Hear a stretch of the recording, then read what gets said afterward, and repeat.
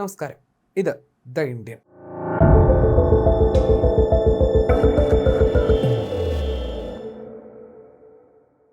ഇന്ത്യക്കെതിരെ ഭീഷണി മുഴക്കുന്ന പാകിസ്ഥാനെ അത്ര പേടിക്കുന്നില്ല നമ്മുടെ രാജ്യം.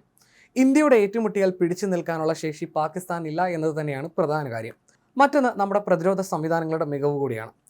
എന്നാൽ അതിനോടൊപ്പം ചേർത്ത് പറയാവുന്ന മറ്റൊരു സംഭവം ചരിത്രത്തിൽ ഇടം പിടിച്ചിട്ടുണ്ട്. അത് പാകിസ്ഥാന്റെ മണ്ടത്തരത്തെക്കുറിച്ചാണ്. അത്തരത്തിലൊന്ന് 1965 സംഭവിച്ചിരുന്നു. പാകിസ്ഥാൻ സൈന്യത്തിന്റെ പ്രത്യേക സേന സ്പെഷ്യൽ സർവീസ് ഗ്രൂപ്പ് എന്ന പേരിൽ 1956 മുതൽ പ്രവർത്തിച്ചിരുന്നു. 1965 യുദ്ധത്തിൽ പാകിസ്ഥാൻ ഒരു സാഹസിക നടപടിക്ക് തയ്യാറെടുത്തു. ഇതിനിടെ പാകിസ്ഥാന്റെ ഒരു സാഹസിക നടപടി ഏറ്റവും വലിയ അബദ്ധത്തിലും കലാശിക്കുകയായിരുന്നു. പ്രത്യേക സേനയെ രഹസ്യമായി വിമാനങ്ങളിലെത്തിച്ച് ഇന്ത്യയിലെ ആദംപൂർ, പത്താൻകോട്ട്, ഹൽവാര എന്നിവിടങ്ങളിലുള്ള വ്യോമസേന താവളങ്ങളിലെ വിമാനങ്ങൾ ആക്രമിച്ച് തകർക്കാൻ പാകിസ്ഥാൻ പദ്ധതിയിട്ടു. യുദ്ധത്തിൽ മേൽക്കൈ നേടുകയായിരുന്നു ലക്ഷ്യം. എന്നാൽ പത്താൻകോട്ടിന് സമീപം പാരച്യൂട്ടിൽ ഇറങ്ങിയ സംഘം പലയിടത്തായി ചിതറിപ്പോയി. ഇരുട്ടും ദുഷ്കരമായ ഭൂപ്രകൃതിയുമാണ് വെല്ലുവിളിയായത്. തുടർന്ന് 2 ദിവസത്തിനുള്ളിൽ ഇന്ത്യൻ സൈനികർ ഇവരെ പിടികൂടുകയും ചെയ്തു. ആദംപൂരിൽ ഇറങ്ങിയവർക്കും സമാന തിരിച്ചടിയുണ്ടായി. ചോളപ്പാടങ്ങളിൽ ഒളിച്ച പാക് സൈനികരെ പഞ്ചാബി കർഷകർ പിടികൂടി. ചില സൈനികരെ അവർ കൊലപ്പെടുത്തുകയും ചെയ്തു. ഹൽവാരയിൽ എയർഫീൽഡിന് സമീപത്തായി ഇറങ്ങിയ പാക് സൈനികരെ ഇന്ത്യൻ സൈന്യം വളഞ്ഞു. അന്ന് ഇന്ത്യയിലെത്തിയ 180 പാക് സൈനികരിൽ 136 പേരെ യുദ്ധ തടവുകാരായി പിടികൂടി. 22 പേർ കൊല്ലപ്പെടുകയും ചെയ്തു. ബാക്കിയുള്ളവർ രക്ഷപ്പെട്ടു. പാകിസ്ഥാന്റെ ഏറ്റവും വലിയ പാളിപ്പോയ സൈനിക നടപടികളിൽ ഒന്നായിരുന്നു ഇത്. ഈ ദൗത്യത്തെ പാരഷൂട്ട് ദൗത്യം എന്നാണ് അറിയപ്പെടുന്നത്. അതേസമയം ഇതിനിടെ പാകിസ്ഥാൻ ഇന്ത്യക്ക് നേരെ ആക്രമണ ശ്രമം നടത്തിയെന്ന് ഇന്ത്യ സ്ഥിരീകരിച്ചിട്ടുണ്ട്. ഇന്ത്യയിലെ പല നഗരങ്ങൾക്ക് നേരെയും പാകിസ്ഥാന്റെ ഭാഗത്ത് നിന്ന് ആക്രമണ നീക്കം ഉണ്ടായി. എന്നാൽ ഇന്ത്യക്കെതിരെ പാകിസ്ഥാൻ നടത്തിയ ആക്രമണ ശ്രമം ഇന്ത്യ വേരോടെ തന്നെ പിഴുതെറിയുകയും ചെയ്തു. ഡ്രോണുകളും മിസൈലുകളും ഉപയോഗിച്ചുള്ള ആക്രമണമാണ് ഇന്ത്യ ചെറുത്തത്. തുടർന്ന് ഇന്ത്യ തിരിച്ചടിക്കുകയും ചെയ്തു. പാകിസ്ഥാന്റെ വ്യോമ പ്രതിരോധ സംവിധാനം തകർത്തുകൊണ്ടായിരുന്നു ഇന്ത്യ ഇതിന് മറുപടി നൽകിയത്. ഇന്ത്യൻ സായുധ സേന പാകിസ്ഥാനിലെ നിരവധി സ്ഥലങ്ങളിൽ വ്യോമ പ്രതിരോധ റഡാറുകളെ തകർത്തു എന്നാണ് പ്രതിരോധ മന്ത്രാലയം ഇപ്പോൾ വ്യക്തമാക്കിയിരിക്കുന്നത്. പാകിസ്ഥാനെ പൂർണ്ണമായും ഭീകരവിമുക്തമാക്കാൻ കഴിയില്ലെങ്കിലും അവരുടെ സാമ്പത്തിക നാഴി അടുത്തുമാറ്റാനുള്ള ശ്രമം കൂടിയാണ് ഇന്ത്യ ഇപ്പോൾ നടത്തുന്നത്.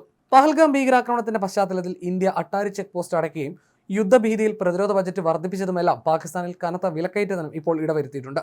വളവും മരുന്നും അടക്കമുള്ള പല സാധനങ്ങളും പാകിസ്ഥാനിൽ വരുന്നത് ഇന്ത്യയിൽ നിന്നുമാണ്. സംഘർഷം തുടർന്നാൽ പാകിസ്ഥാന്റെ സാമ്പത്തിക സ്ഥിതി ഒന്നുകൂടി മോശമാവും.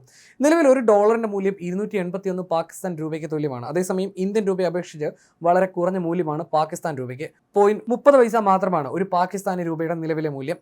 പാകിസ്ഥാൻ ആസ്ഥാനമായുള്ള വിമാന കമ്പനികളുടെ എല്ലാ വിമാനങ്ങൾക്കും ഇന്ത്യ വ്യോമാതിർത്തി അടച്ചിരിക്കുകയാണ്. പാകിസ്ഥാൻ ഇന്റർനാഷണൽ എയർലൈൻസിന്റെ വിമാനങ്ങൾ ചൈന വഴി കോലാലംപൂർ പോലുള്ള സ്ഥലങ്ങളിലേക്കും വഴിതിരിച്ചുവിടുന്നു. ഇത് അധിക സമയം, ചെലവും സാമ്പത്തിക ബാധ്യതയും പാകിസ്ഥാൻ ഉണ്ടാക്കും. പാകിസ്ഥാനിൽ നിന്നുള്ള എല്ലാ വസ്തുക്കളുടെയും ഇറക്കുമതിയും രാജ്യം നിരോധിച്ചിരിക്കുകയാണ്.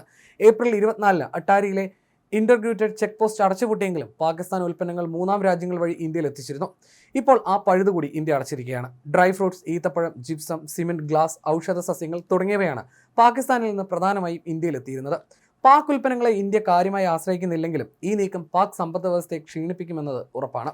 ഇന്ത്യൻ തുറമുഖങ്ങളിൽ പാകിസ്ഥാൻ കപ്പലുകൾ പ്രവേശിക്കുന്നതും ഇന്ത്യ നിരോധിച്ചിരിക്കുകയാണ്. 2023-2024 പാകിസ്ഥാനിലൂടെയുള്ള ഇന്ത്യയുടെ കയറ്റുമതി $118 കോടി ആയിരുന്നു. ഇറക്കുമതി $28.8 ലക്ഷം.